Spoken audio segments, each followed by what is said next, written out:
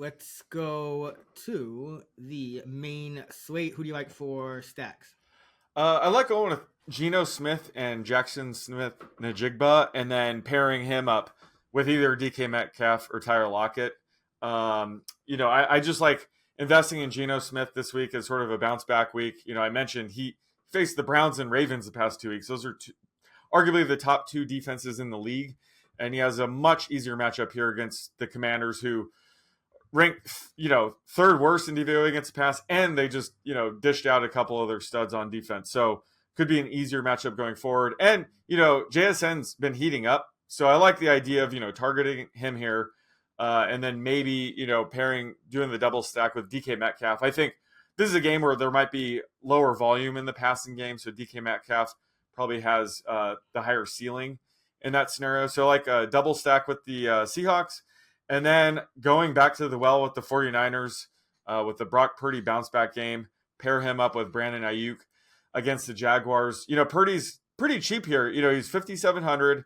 He had a rough stretch entering the bye. Hopefully the bye will get him right, especially, potentially getting Debo and Trent Williams back. Plus, Purdy's been tapping in his rushing upside a lot more lately. I had mentioned, he does have rushing upside. He just chooses not to use it. But he had 57 rushing yards last game, 19 the game before. So that's been the lone positive trend we've seen the past couple of games from him. But, I like stacking with Ayuk because this is a tougher matchup on paper. The Jags have a good defense, but they've been allowing some pretty big games to number one wide receivers lately, the past 4 games. They allowed Deontay Johnson 8 catches, 85 yards. Chris Olave, 7 catches for 57 yards. Michael Pittman had that massive 9-catch, 109-yard game. And then Diggs, had 8 catches for 121 yards and a touchdown. So they've been vulnerable to number one wide receivers. That's who Brandon Ayuk is in this offense. So, I like buying low on them again, following the bye week here. Yeah. Purdy, I noticed that he was only 5,700 on DK. Very, very cheap for him. I like a few stacks this week. Will Levis, DeAndre Hopkins, I think is a good one. This Tampa Bay defense has been the worst pass defense since they came out of the bye. They've just been getting scorched. We saw it again last week with CJ Stroud. So, Will Levis is still pretty cheap here at just, what is he, 5,300 on, 5,300 on DraftKings, and Hopkins is 6K. So very cheap stack, and that's always what we like for our stacks, to kind of pay down and get some of that correlated production. Levis is kind of forcing the ball to Hopkins. So 11 targets in that game against Pittsburgh, caught 4 for 60. Week before, obviously, 4 catches, 128 yards, 3 touchdowns. So Levis is definitely going to look for him. He's quietly had, 3 of his last 4 games, he's been at least 60 yards. So like Hopkins now with Tennessee's passing game getting back right. Also Mayfield, Evans, Godwin on the other side of that. I think, this game's total is low, but I think it could end up going a little higher than the Vegas total. It's only like 38 or 37 or 38. Mayfield's been playing pretty well. And if Levis and Hopkins can hit some plays, I think, it's going to force Mayfield, Evans, Godwin to kind of do the same. So like them. Also, Sam Howell, Terry McLaurin. You could add Jahan Dotson into that. Howell's just been putting up a lot of yardage, and you kind of alluded to the Seahawks team should be able to have some success with their passing game, which is going to put the pressure on Howell to respond. And outside of last week, Seattle's run defense has been pretty strong. So they might not be able to rely on Robinson in that run game quite as much. And Howell's shown he can throw the deep ball. I like what Howell's doing. Still have some bonehead moments. Had that terrible interception last week against the Patriots in the end zone right before the half. But overall, threw a beautiful deep ball to Jahan Dotson. Another 300-plus yard game for Howell. So still super cheap. Love him. And I think Terry, who had an okay game, but you don't really expect number one wide receivers to ball out against the Patriots. I think McLaurin can have a bounce back game.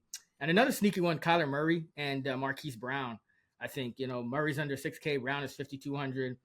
And his Falcon team they have AJ Terrell, but hasn't really stopped them from giving up production to number one wide receivers. They're just 21st in DVOA against number one wide receivers. They've actually been a lot better at slowing down number two receivers, and that's because you play some zone and you can kind of get the matchup you want and kind of isolate the other corner outside of Terrell, which is usually Okuda, I believe. So Kyler and Brown.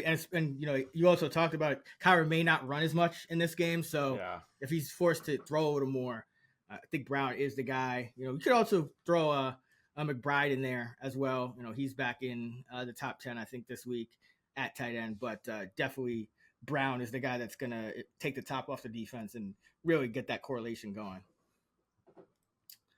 All right. Who do you like for dart throws? Yeah, so at quarterback, I think there's a couple really good cheap options with Baker Mayfield and Tyler Heineke. I know you're high on Heineke as well, but both are only 5,100. Both have pretty good matchups against the Titans, who are pass funnel defense, and the Cardinals. So those two are definitely in play this week at that price tag. And then running back, I think Tyler Algier at 4,700 against Cardinals is intriguing. It's a matchup where Atlanta may lean on the run even more, and that's kind of needed for the backup like Algier to really have a good game. And Arizona ranks 30th in DVOA against the run, so I think he could have a big game. So he's worth a flyer in some spots considering he's less than 5K. At wide receiver, there's actually like 3 really good options near mid price this week. I'll start with my least favorite, but that's Rondale Moore at 3K. He's one of the many players that will get a boost with Kyler's return. He's been out there running, averaging about an 80% routes run rate most weeks, but, can't do much if, a guy like Clayton too can't give him the ball. So I think, he has chemistry with Kyler. He could see an uptick in targets with his return. And they've been giving him, a handful of rush attempts a game. So I think he's worth a flyer at least at min price. Jalen Guyton's also min price. We saw him make his return last night on Monday Night Football. He didn't catch a pass, but he was out there on 73% of, Justin Herbert's dropbacks. He saw 2 targets. His ADOT was only 11, so maybe they envision him having a more, high target rate role than we expected. But with, Mike Williams and Josh Palmer out, they need a number 2 to step up. So it could be him.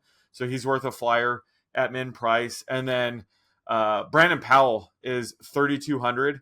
There's a chance Justin Jefferson returns this week. But if he's out, the Vikings might also be down KJ Osborne this week. So even TJ Hawkinson's banged up. So Powell might see, a few more targets this week. So he's definitely worth a flyer at 3,200. And then at tight end, going to have to go with our boy Chig Okonkwo. He's 3K. He ended up with 3 catches and 28 yards, even though I don't think he had a catch until like the last 2 minutes of the game. But he saw a season high, 84% routes run rate. And he's been really disappointing in terms of efficiency this year, but the underlying usage is there. Maybe he gets chemistry with Will Levis. So he still carries enough upside to at least consider at 3K. Yeah, it's been a disappointing year for Chig, but hopefully Levis can kind of reinvigorate that passing game and not just Hopkins. Running back. Najee Harris is under 5K on DraftKings. So I think he deserves mention. He's got 14 or more carries in 5 of the last 6 games. The Packers' run defense has been a little bit better over the last couple of games, but they've faced some, not really much of anything. Backup quarterback last week, so I think he could have some success. Keaton Mitchell's another guy. I think this is where you take a shot on him. 4,700. Maybe he does eat into that Justice Hill workload and even in Gus a little bit. Devin Singletary is 4,700. We'll see if Pierce comes back, but even before Pierce went out, Singletary was starting to eat into his workload, and essentially it was like a 50-50 split.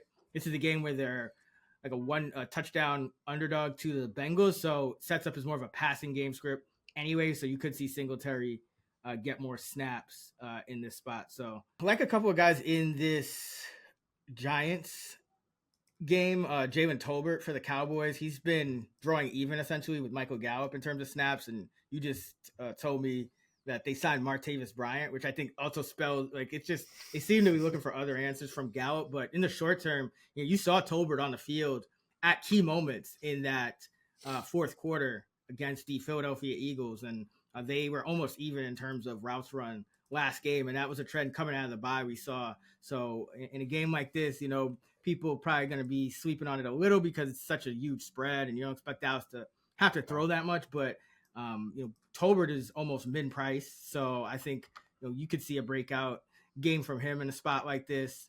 Also, Wan'Dale Robinson on the Giants side, in a game where they should probably be trailing. He did catch the touchdown from Tommy DeVito, so not a guarantee that he's going to have a great game. He's been kind of up and down, but he's getting a lot more snaps these days. He's caught 4 more passes in 5 of his 7 games that he's been active this year. So, looking at that Dallas defense, underneath, over the middle, probably your best bet for this, this Giants team. So like him as well. And for the Titans, I think Kyle Phillips is interesting. Traylon Burks probably misses this game. And it looked like Will Levis had some real chemistry with Phillips last game. Remember, Phillips was supposed to be kind of a part of that Titan passing game, even going back to last year, but just couldn't stay healthy. But he had a 4-catch, 68-yard game against the Steelers on 5 targets. And this Buccaneer defense, again, it's been really bad. We saw all 3 Texan wide receivers put up monster fantasy days last week against them. So, whether Phillips is the number 3 target, because he's a slot guy, so probably be technically the number 3, but he could be the number 2 target over a guy like Chigakonkwo, over a guy like Westbrook Akine. Burks probably misses this game. So, like Kyle Phillips as well at min price. And at tight end, I'll go with Trey McBride. He's 3,500. I think he's back as a top 10 option with Kyler this week. They should probably get more than 58 yards of total offense this week against the Falcons. So I do think McBride didn't play quite as many snaps as he did that first game without Zach Ertz, but overall, I still think this is a solid matchup against the Atlanta Falcons, who are allowing the 8th most schedule adjusted targets to tight ends according to FTN Fantasy. So like McBride is a dart throw as well. All right, let's go and build a lineup. I'll take Najee at 4,900. All right. Well, I'm going to be proactive here. I am done letting you take the top defense and have me holding the bag. So I'm going with, I think this is the highest projection I've had for defense, maybe ever. But I'm going with the Cowboys against Tommy DeVito or Jacob Eason, whoever they end up starting, at 4,400. Worth every penny, I think, this week. Oh, man. Jesus. The Giants just cannot catch a break. Cannot. Micah Parsons over under 2.5 sacks. Whew. Under just because he'll probably be done by halftime. Try to be on ice. Yeah. Go Tank Dell at 5,500. Damn it. Yeah, he sticks out there. That 5,500 range does look like the sweet spot, in my opinion. So I'll go Deontay Johnson right there, 5,400, but he's been on fire as well. Yeah, I like that. I just couldn't go him because I had Najee already. Okay, I'll go Hopkins at 6K. Nice. I'm going to go Trey McBride. Just clear value play at 3,500. I'll go Joe Mixon at running back, 6,200. Yeah. Continuing to kind of be a little bit slept on, but another 19 touches last game, 68 total yards and a touchdown. So let's go Mixon against this Texan run defense that gave up a ton of production to Rachaad White last week. Yeah, I was about to go with him. So nice. I'll go with another running back in that range. He's been fairly disappointing recently, but this should be a great matchup for him. It's Bijan Robinson, 6K against the Cardinals. So kind of buying low on him right now. Yeah, I mean, good luck with Arthur Smith. I know. All right. Another Jonnu Smith eruption game, I'm sure. Right. All right, I'll go with Terry McLaurin, 5,800. Another, like you said, sweet spot for these wide receivers. Love to get Terry under 6K coming off a predictably, I think, and he wasn't even a super, majorly down game, but only 7 targets against the Patriots. I think he bounces back this week. I'll go with the quarterback here. It's kind of wide open, but I'm gonna go with Geno Smith at 5,800. Like I've been saying all day long, I think he bounces back here against the Commanders. Let's get my guy Sam Laporta in here at tight end, 5,700. Nice. The consensus TE1. So I have 6,200 per player, 2 wide receivers, running back, and a flex available. I'll go wide receiver. Don't think I'm going to spend up yet. I'm going to go the cheaper route. I'm going to take Jackson Smith-Njigba at 4,100 to pair him up with Geno. All right. Let's get defense out of the way. I'll go Steelers at 3,800 at home against the Packers. Packers got kind of a reprieve last week playing the Rams. No quarterback, but going to Pittsburgh, terrible towels, low total. That defense is going to be on one. I think Jordan Love and that offense still going to make a lot of mistakes. So Steelers are one of the 4 defenses averaging double digits on the year on the slate. So I'll go with them at 3,800. Stacking with them with Najee too. Oh, there you go. I'm going to go with the running back here. I'll go Rachaad White at 5,800. I think is a great play for DK with the full point for a reception. So that leaves me with, let's see, 7,500 for wide receiver and flex. So I got to start spending some cash. Right. All right. You know what I'm going to do? I'm going to lock in all of the Bengals offense. Let's go with Joe Burrow at quarterback, 6,800. So I got Burrow and Mixon. Burrow's had 25 or more DK points in 3 of the last 4 games. That Texan defense struggling. So yeah, let's go with him and Mixon. What I expect to be a good day for the Bengal offense. All right, well, I'll counter that with T. Higgins at 6,500. He's okay value there, but if Jamar Chase misses, he'll be worth a lot more than that. So I'll lock in Higgins now. Assuming Chase is somewhat limited, but then I have 8,500 left over for my flex. Ooh, I have 5,300, and what I'm going to do is go with a true flex. Let's go Taysom, 5,100. There you go. He's it's just he's been doing everything. He's got at least 12 DK points in each of the last 4 games. Has 4 more targets in 3 of the last 4, averaging about just a little over 6 carries per game over the last 4 as well. 11 and 9 in the last 2. So yeah, like Taysom, a true flex.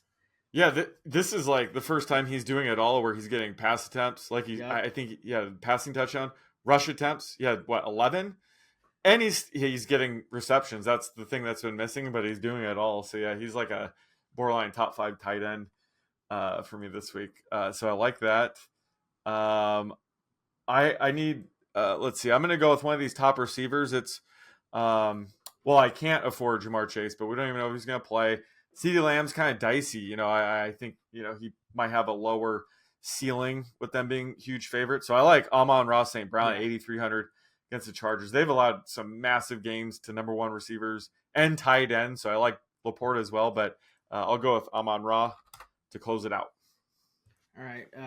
We got recap your lineup. So I have Geno Smith at quarterback. My running backs are Bijan Robinson and Rachaad White.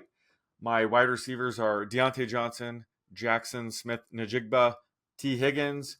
My tight end is Trey McBride. And for my flex, I went with Amon-Ra St. Brown. And my defense, I spent up and got the Cowboys, who are facing the Giants this week. I got Joe Burrow at quarterback, 6,800 against Houston. Running backs, Najee Harris, 4,900 against Green Bay. Joe Mixon, 6,200 against Houston. Receivers, Tank Dell, 5,500. at Cincinnati. DeAndre Hopkins, 6K at the Bucks, and Terry McLaurin, 5,800 at Seattle. My tight end, Sam Laporta at the Chargers. Taysom Hill in the flex at Minnesota at 5,100. And Steelers D, 3,800, home favorite against Jordan Love in a pack. All right. That is going to wrap it up for our fantasy preview episode for week number 10. For more fantasy content from Sean and I, be sure to check out our full player projections episode that's out right now over on the Action Network podcast channel. We'll also be back later in the week with the night shift episode that drops every Friday. We'll break down the London slate, the Sunday night slate, and the Monday night slate.